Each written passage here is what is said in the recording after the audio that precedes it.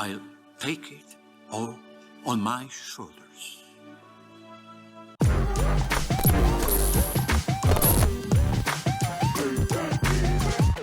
Hi, this is Mash Rundown. If you've been enjoying our content, subscribe and hit the like button down below.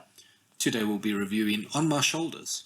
On My Shoulders is an Italian drama film directed by Antonello Belushi, starring Paolo De Vita as Friar Leopoldo, Taryn Power as Elena Brandi, and Diego De Francesco as Andrea Brandi.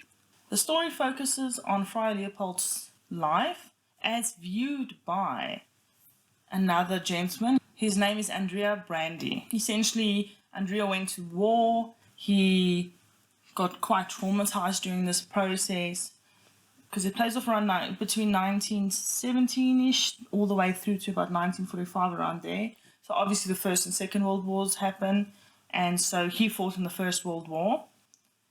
And straight after the First World War, there was economic depression, and that obviously further aggravated his trauma and his depression to the point where he's almost suicidal. Yeah. It is actually Friar Leopold and another friar who saves him at the end of the day. Yeah. And it just looks at the impact that Friar Leopold actually had on a small community in Italy itself. The major theme in this movie is probably religion. The friar in the movie likes to say, God is your doctor. And then he likes to say, give me all your sins, all your worries. He gives them a small penance in return. And he does all the worrying, and he talks to God, and he writes out his little notes to God and that.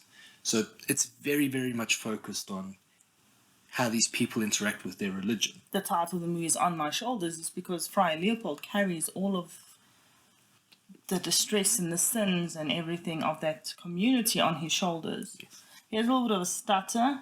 That's why he likes to write down all of his confessions and notes that he puts by the statue of Mary. Yes. And I think on top of the religion, it is also just about spirituality, believing and practicing whatever faith you have.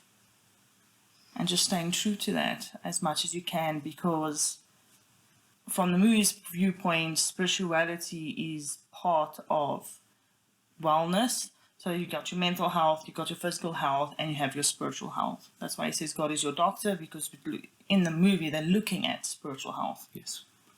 From a Christian perspective. And like I said when I did the introduction to the movie, it centers a lot around depression, grief and trauma that this community faces during the World Wars and the economic depression. There were a lot of suicides back then, especially by men, because they couldn't provide for their families, so they felt very embarrassed and ashamed, because back then your status as a man was very much entrenched in your ability to be the breadwinner for the family and provide. If you weren't able to do that, then why bother be around? So it's very sad. That's on top of all the traumas that they'd experienced, because there was a lot of enlistments, which meant that men of a certain age actually had to go fight whether they wanted to or not. In the movie, the one priest that actually saves Andrea actually had to go fight in the war, and he was very distraught. He's like, how can I, as a friar, as a priest, go and carry a gun? And Friar Leopold just says, do what you must. God will be with you. Yeah. So it's quite sad if you look at it in that way. And because the movie is about Friar Leopold, it's about one person making a difference. He makes a big difference to his community. His final act is to basically warn them about the next war coming and to tell them that they'll need to be taking shelter. Whether it's a premonition of the future or just reading the times and you guys are going to need to prepare for this, he prepares his community. Yeah. And I liked it because it was a very different perspective, because at the end of the day, it's viewing it from the town in Italy's perspective of how the war and the economic depression impacted people. Because often we'll see it from an American perspective, or Even a British perspective. Yeah. So not so often from different perspectives like this. So it was really nice because of that. And I wish we'd get more different viewpoints, because it allows us to get a full picture of what actually happened and how different people in different areas experience the same thing. And let's look at some more good that the movie brought to us. I think that the acting was pretty good. It was very believable, and I feel like they got really experienced actors to do this. Yeah. because they did show anguish and stuff. It's just a pity the dubbing was so bad. Yes. And the directing wasn't bad. I could see what he was going for. Everything was shot pretty well. There wasn't these jarring, dark scenes. Everything was clear. The music matched most of the time. It was a pretty good directing outing. That takes us to the bad, and like I said, the dubbing. I just couldn't get over how bad the dubbing was. Even the voices that they picked, there was just something so inherently wrong with it.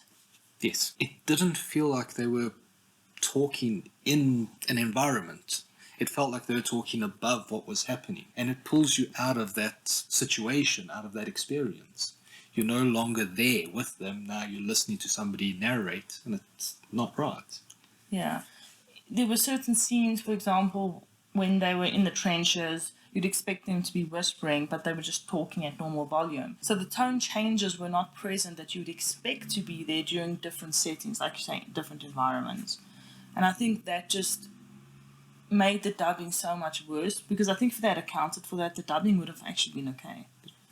Could have been better, yeah. It could have been a lot better.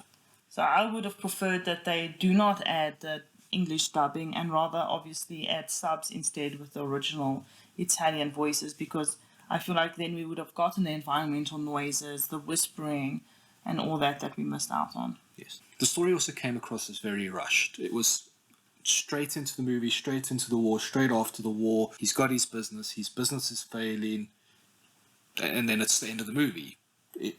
We rushed through everything so fast. We didn't get time to sit and emotionally connect with anything. Yeah. And I think the lack of connections didn't allow us to care about the characters in the same way. And in one scene, someone dies, and you'd expect this intense, emotional feeling, because you obviously want to feel what the person who's experiencing this grief after someone they care about dies. But you don't, because it's just so fast. They don't let you sit with the emotion and feel it. And it was quite sad, because I think if they'd fleshed it out a little bit more and allowed us some time to feel, it would have been a much better experience. Yes. Especially stuff like the horrors of war. That can be really intense. And they did allude to them experiencing the horrors of war. But we didn't see it. We didn't experience it with them. We didn't catch those lows. Yeah.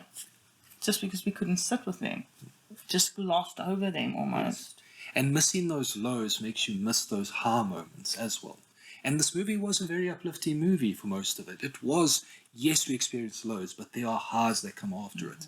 And the highs were so much lower because the lows were so not low. I think it was very much about overcoming the challenges that you have in life through your spiritual belief, through perseverance, through the loved ones around you. But they didn't let us sit with any of the emotions, so I feel like the core was missed most of the time. So overall, we could definitely see what they were going for. But some serious flaws in the storytelling, and the dubbing especially, made it for not an enjoyable viewing experience. Yeah. I think there were just such minor things that could have been fixed that would have allowed us to connect more. Yes. And I think even with the emotions, we couldn't connect because of the dubbing, because they didn't sound particularly sad or particularly screechy. It was always this like almost monotone throughout, and I think that impacted it the most. I think just the dubbing alone would have made this movie so much better. Yes.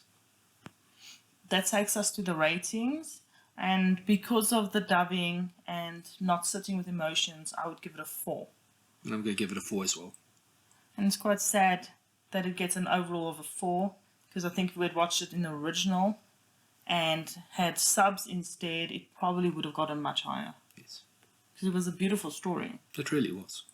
I think it was especially a beautiful story for people who know the story, who didn't need a lot of background info, because this movie moves so fast. So anyone who knows the story a little bit, who is interested in the World Wars, particularly from an Italian perspective, might enjoy this movie a lot more than we did. I agree, but I also think the movie might move a bit too fast for them as well, because even if I know the story, I want to experience the story.